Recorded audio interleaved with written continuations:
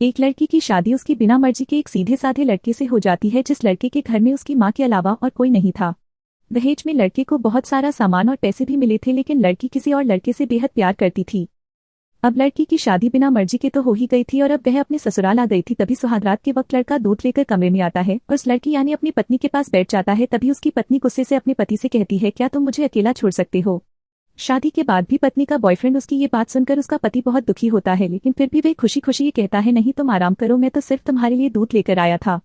यह कहकर वह कमरे से बाहर चला जाता है। लड़की मन मारकर ही रह जाती है, क्योंकि लड़की चाहती थी कि उसने झगड़ा क्यों नहीं किया ताकि वो उस गवार से तलाक ले सके। अब लड़की को ससुराल में 3-4 दिन हो गए थे, मगर वो तो बस पूरा दिन फोन पर बॉयफ्रेंड से बात करती थी। उधर लड़के की माँ बिना शिकायत करे दिन भर घर का सारा काम करती थी, वह सबके लिए खाना भी खुद ही बनाती थी। फिर भी उसकी माँ के चेहरे पर हर वक्त मुस्कुराहट ही रहती थी। शादी के बाद भी पत्नी का बॉयफ्रेंड लड़का एक कंपनी में छोटी सी नौकरी करता था। वह बेहद ही ईमानदार और मेहनती था। सुबह अपने काम पर जाता और शाम को थका हारा घर आता, मगर उसकी पत्नी उसे एक गिलास पानी भी नहीं पूछती थी। अब लड़के और लड़की की शादी को करीब 1 महीना हो गया था, मगर अब तक वह दोनों एक साथ कभी नहीं सोए थे। वैसे लड़का बहुत ही शांत स्वभाव का था, इसलिए वह अपनी पत्नी को कुछ भी नहीं कहता था। फिर भी वह अपनी पत्नी को खुद ही खाना डालकर देता था, मगर उसकी पत्नी उसके साथ बैठकर खाना कभी भी नहीं खाती थी। वह अपना खाना अपने कमरे में अलग बैठकर खाती थी। शादी के बाद भी पत्नी का बॉयफ्रेंड लड़की को दहेज में एक स्कूटी भी मिली थी। लड़का जैसे ही अपने काम पर निकल जाता, उसके आधे घंटे के बाद ही लड़की भी अपनी स्कूटी लेकर अपने बॉयफ्रेंड से मिलने चली जाती थी और लड़के के आने से पहले ही वो अपने ससुराल वापस आ जाती थी। एक दिन लड़के की काम की छुट्टी थी और वह घर पर ही था, तो लड़की ने अच्छे भले खाने को भी गंदा कहके अपनी सासू माँ को उल्टा सीधा कहकर खाने को बाहर फेंक देती है। ये सब देखकर लड़के को बहुत ही गुस्सा आता है और वह गुस्से गुस्से में अपनी पत्नी पर हाथ उठा देता है, मगर उसकी माँ फिर भी अपने बेटे को ही डांटती है। इधर लड़की को झगड़े का एक बहाना ही चाहिए था, जो कि उसे मिल गया था। तभी वो बिना बोले अपनी स्कूटी लेकर अपने बॉयफ्रेंड के पास चली जाती है और अपने बॉयफ्रेंड के पास जाकर कहती है कि अब एक पल भी मुझे उस घर में नहीं रहना, आज उस गवार ने मुझ पर हाथ उठाकर अच्छा नहीं किया। तभी उसका बॉयफ्रेंड कहता है, अरे तुमसे तो मैं कब से कहता हूँ कि तुम भाग चलो मेरे साथ कहीं दूर, मगर तुम हो कि आजकल पे ही लगी रहती हो। तब लड़की कहती है कि शादी के दिन मैं तुम्हारे पास आई थी तो तुम ही ने तो वापस घर लौटाया था मुझे। बॉयफ्रेंड ने कहा, खाली हाथ हम दोनों कहाँ तक भागेंगे, तुम ही बोलो, मैंने तुमसे कहा था कि कुछ पैसे और गहने साथ ले लो और तुम हो कि खाली हाथ ही मेरे पास आ गई थी। आखिर दूर एक नई जगह में जिंदगी की शुरुआत करने के लिए पैसे तो चाहिए ना। और हाँ एक बात और, जब भी मैं तुम्हारे पास आता हूँ और तुम्हें छूना चाहता हूँ तभी तुम्हारे नखरे हो जाते हैं और बस यही कहती रहती हो कि ये प्यार प्रेम शादी के बाद ही होगा। तभी लड़की गुस्सा होकर कहती है, हाँ शादी के बाद ही अच्छा होता है ये सब, और मैं तुम्हारी ही तो हूँ। मैं आज भी एक कुंवारी लड़की हूँ और शादी करके भी आज तक उस गवार के साथ एक रात भी नहीं सोई मैं, क्योंकि मैंने तुमसे ही प्यार किया है और अब मैं चाहती हूँ कि तुम मुझसे शादी करके मेरी मांग में अपने हाथ से सिंदूर भर दो। फिर मैं पूरी ही तुम्हारी हो जाऊंगी और फिर तुम मुझे अपनी मर्जी से दिन रात प्यार कर सकते हो। तब उसका बॉयफ्रेंड कहता है, तो ठीक है मैं तुमसे शादी कर लूंगा, मगर तुम कम से कम 5 लाख रुपयों का कल शाम तक इंतजाम कर लेना। मैं तुम्हें एक होटल का पता दे रहा हूँ, तुम उस होटल में रात को 10 बजे तक पहुंच जाना। लड़की कहती है, उस गवार के पास कहाँ होगा पैसा, बल्कि मेरे पापा ने उसे दहेज में 3 लाख रुपए और मुझे कुछ सोने के गहने दिए थे।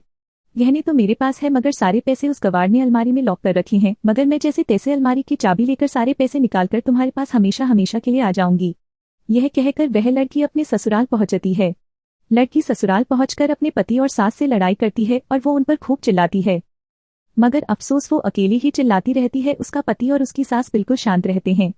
तभी लड़की अपने कमरे में चली जाती है और अचानक उसके बॉयफ्रेंड का लड़की के फोन पर मैसेज आता है कि कब आ रही हो पैसे लेकर।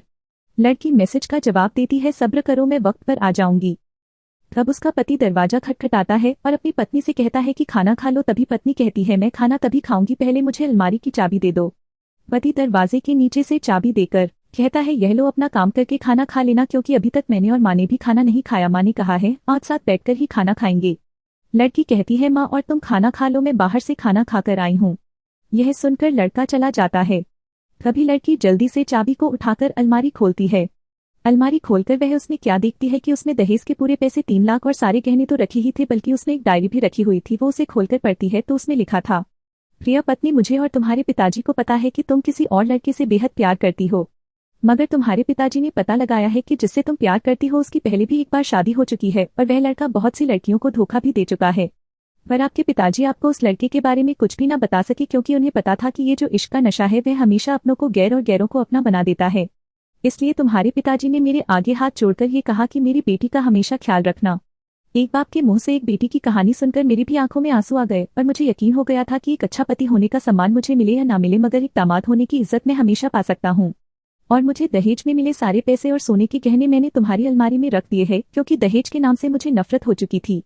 इस दहेज के ही कारण मैंने अपनी बहन और पिता को खोया था। और मेरे पिता के अंतिम शब्द भी यही थे कि किसी बेटी के बाप से कभी 1 रुपया भी दहेज ना लेना। और उस डायरी में यह भी लिखा था कि तुम मुझसे आजाद हो और तुम कहीं भी जा सकती हो। डायरी के बीच के पन्नों में तलाक के पेपर रखे हैं, जहां मैंने पहले ही अपने साइन कर दिए हैं।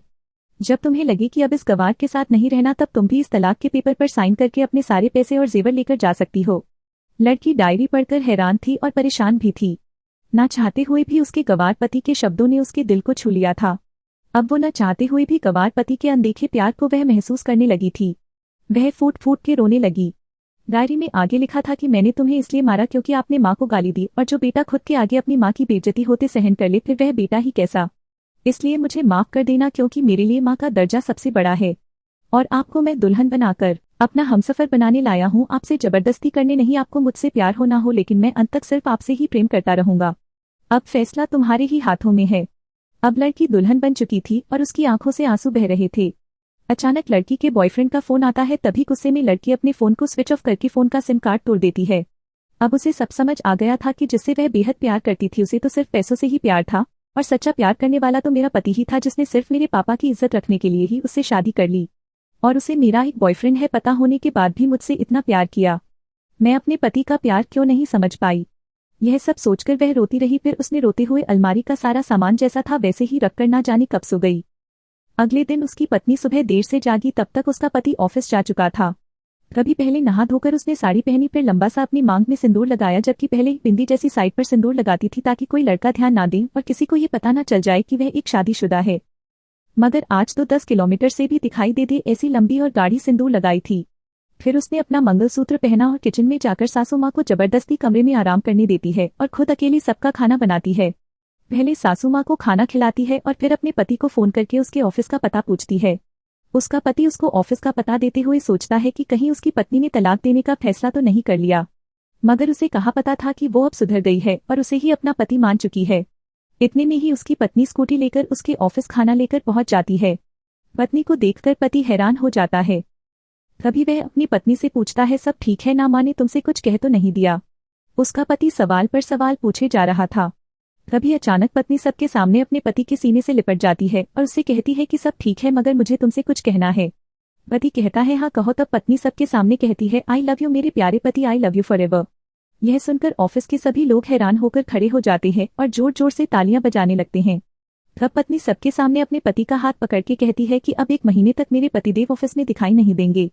ऑफिस के सभी लोग पूछते हैं, क्यों? तब लड़के की पत्नी कहती है, क्योंकि हम दोनों लंबी छुट्टी पर जा रहे हैं। पति पत्नी से कहता है, तुम्हें क्या हो गया?